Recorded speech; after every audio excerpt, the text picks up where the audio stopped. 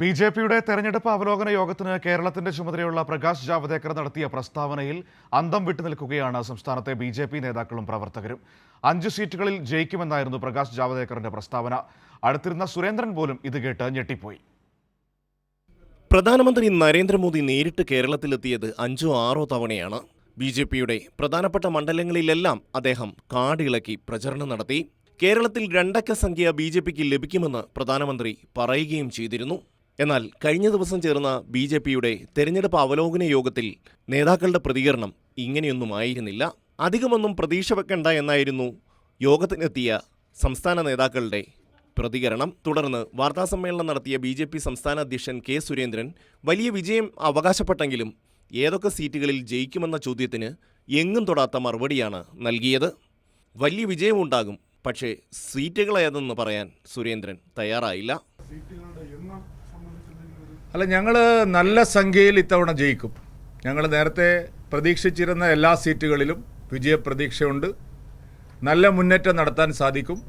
ഉറച്ച മണ്ഡലങ്ങളായിട്ട് ഏതാനും മണ്ഡലങ്ങളിൽ ഞങ്ങൾ ജയിക്കും. ശക്തമായ അടിയൊഴുക്കുകൾ നടന്ന നിരവധി മണ്ഡലങ്ങളുണ്ട്. അതുകൊണ്ട് 2 സീറ്റിലൊന്നും പരിമിതപ്പെടുത്താൻ നിങ്ങൾ ശ്രമിക്കേണ്ട. ഞങ്ങൾ അതിൽ കൂടുതൽ സീറ്റുകളിൽ ജയിക്കും.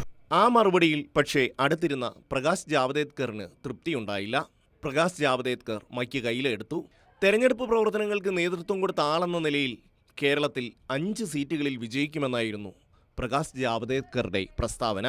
Before I used to say that after seeing the constituencies, we are winning at least 5.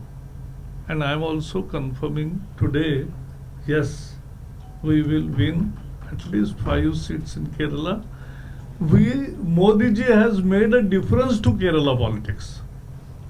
എന്ത് ധൈര്യത്തിലാണ് പ്രകാശ് ജാവദേക്കർ ഇങ്ങനെ പറഞ്ഞതെന്ന് പരസ്പരം ചോദിക്കുകയാണ് ബി.ജെ.പി നേതാക്കൾ. 5 സീറ്റിൽ ജയിക്കും എന്ന് മാത്രമല്ല, ഏതാനും സീറ്റുകളിൽ 2ാം സ്ഥാനത്ത് വരുമെന്നും പ്രകാശ് ജാവദേക്കർ പറഞ്ഞു. എന്തായാലും ഇതേക്കുറിച്ച് പ്രതികരിക്കാൻ സംസ്ഥാന നേതാക്കളൊന്നും തയ്യാറായില്ല. തെരഞ്ഞെടുപ്പ് ഫലം വരട്ടെ എന്ന മറുപടി മാത്രമാണ് ഇപ്പോൾ ബി.ജെ.പി നേതാക്കൾ പ്രകാശ് ജാവദേക്കറുടെ പ്രസ്താവനയെ സംബന്ധിച്ച് പ്രതികരിച്ചത്. Election desk, Kairali news.